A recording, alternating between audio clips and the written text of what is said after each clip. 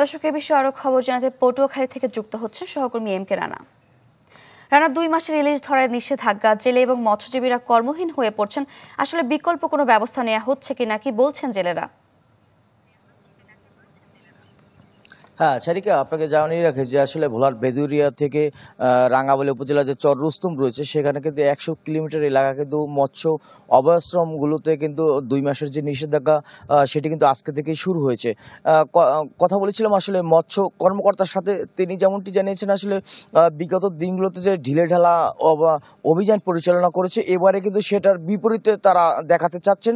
কারণ কঠোরভাবে তারা এই যে মৎস্য অভয়াশ্রম এবং মৎস্য যে 454 এবং 65 প্রজাতির যে মাছ রয়েছে সেই মাছের যে আসলে প্রজনন এবং বৃদ্ধির লক্ষ্যে যে এই অভয়াশ্রমগুলোতে মাছ ধরার নিষেধাজ্ঞা জারি করেছে মৎস্য বিভাগ, সেটা কিন্তু বাস্তবায়নের একটা প্রকোপ চাপ যে সৃষ্টি করার যে বিষয়টি রয়েছে, যে প্রকট আকারে বিগত দিনে ঢিলেঢালা হলেও এবারে কিন্তু আসলে তারা কঠোরভাবে সেটি নিয়ন্ত্রণ করবেন বলে জানিয়েছেন মৎস্য অধিদপ্তর। এছাড়া কথা বলেছিলাম যে স্থানীয় যে জেলেরা রয়েছেন সেই পটুয়াখালী বাউফল উপজেলার 10 মিনার এলাকার এবং বাউফলের যে কিছু এলাকা রয়েছে সেই এলাকার কিছু জেলেদের সাথে কথা বলেছিলাম। জেলেরা যেমনটি জানিয়েছেন যে আসলে এই 2 মাস মৎস্য আহরণ নিষিদ্ধ থাকায় আসলে আবার সামনে আজকে থেকে রোজা শুরু হয়েছে, সেক্ষেত্রে কিন্তু আসলে তাদের ঝামেলা এবং পরিবার সংসার চালানোটা খুব দায় হয়ে পড়েছে। কারণ প্রতিটা জেলেই কোনো না কোনোভাবে ঋণের দায় নিয়ে কিন্তু আসলে তারা সংসার চালান এবং তারা মৎস্য আহরণ করেন।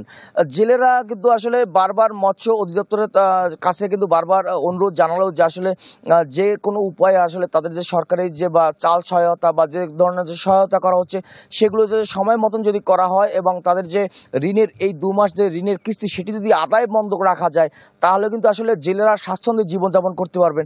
এর বাইরে কথা বলছিলাম যে জেলেদের বাইরেও যে জেলের সংশ্লিষ্ট যারা ব্যবসায়ী রয়েছেন তাদের সাথে, তারাও যেমনটি জানিয়েছেন এই 2 মাস তাদের জেলেরা তাদের কাছ থেকে যদি সেই জিনিসপত্র ক্রয় না করেন সেক্ষেত্রে তাদেরও একটা সংসার চালানো, এর সাথে সম্পৃক্ত প্রায় 2 থেকে 3,000 জেলের পরিবারের সাথে সংশ্লিষ্ট লোকেরা কিন্তু আসলে তাদের সংসার কিভাবে জীবন যাপন করবেন সেটি নিয়ে সংশয় রয়েছেন।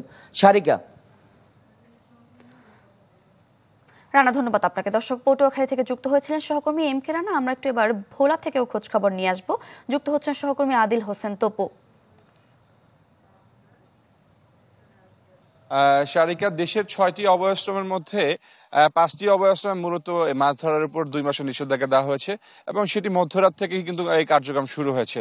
তো ভোলার প্রায় এই মেঘনা তেঁতুলিয়া নদীতে প্রায় 190 কিলোমিটার এই অভয়াশ্রমের আওতার মধ্যে রয়েছে এবং সেখানে কিন্তু এই 190 কিলোমিটারের মধ্যে যেন জেলেরা মাছ ধরতে না পারে বা না নামে, সেই জন্য কিন্তু মৎস্য বিভাগের পক্ষ থেকে, প্রশাসনের পক্ষ থেকে তারা কিন্তু প্রচারণা চালিয়েছিলেন এবং সেরকম ভাবে কিন্তু জেলেরা রাত পরে কিন্তু মাছ ধরা বন্ধ রেখেছেন। এখন একরকম ঘাটে জেলেরা অলস সময় পার করছেন। জেলেদের সাথে নদীর যে একটা মিতালি ছিল সেটা হয়তো বা এই 2 মাস ধরে একরকম বন্ধ থাকবে। তো জেলেরা বলছিলেন যে এই সময় জেলেদের জন্য যে ধরনের খাদ্য সহায়তা দেওয়ার কথা প্রথম দিকে সেটি না দেওয়ার কারণে তারা একরকম হতাশার মধ্যে রয়েছেন। সঙ্গে আবার রোজা শুরু হয়েছে, তো রোজার শুরুতেই যদি জেলেদের খাদ্য সহায়তা চাল এর জন্য তারা দাবি জানিয়েছেন, কিন্তু এই খাদ্য সহায়তা না দেওয়া তারা একরকম হতাশ প্রকাশ করেছেন। পাশাপাশি তারা দাবি জানিয়েছেন শুধু চাল নয়, এর পাশাপাশি তাদের অর্থ বরাদ্দ সহ আরো সুবিধা বাড়ানোর জন্য দাবি জানিয়েছেন।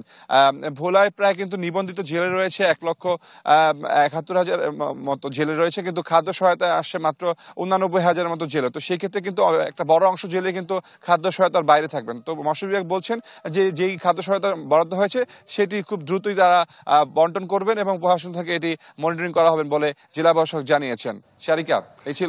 ধন্যবাদ আপনাকে। দর্শক, মধ্যরাত থেকে 2 মাসের নিষেধাজ্ঞা দেওয়া হয়েছে ইলিশ ধরা, এবং এ বিষয়ে বিস্তারিত জানাতে ভোলা এবং পটুয়াখালী থেকে যুক্ত হয়েছিলেন সহকর্মীরা আমাদের। কালার এক্সপার্ট, জর্জ স্যাপ এবং মাইল্ড অন হ্যান্ডস টেকনোলজি সমৃদ্ধ অরিক্স ক্রিস্টাল ওয়াশ আপনার লন্ড্রি এক্সপার্ট।